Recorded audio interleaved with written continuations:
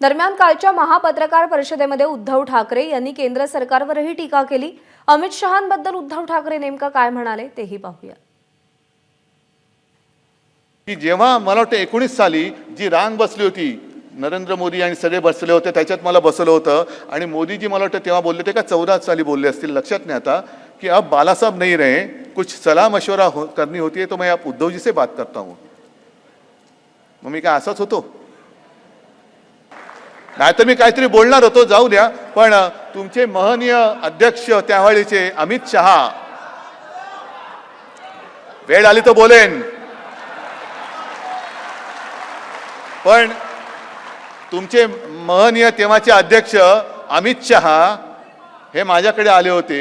नंतर त्यांनी सांगितलं ऐसा कुछ हुआ ही नहीं, अरे कुछ करना ही नहीं था, कुछ होने नहीं, तो फिर आले कशाला होते?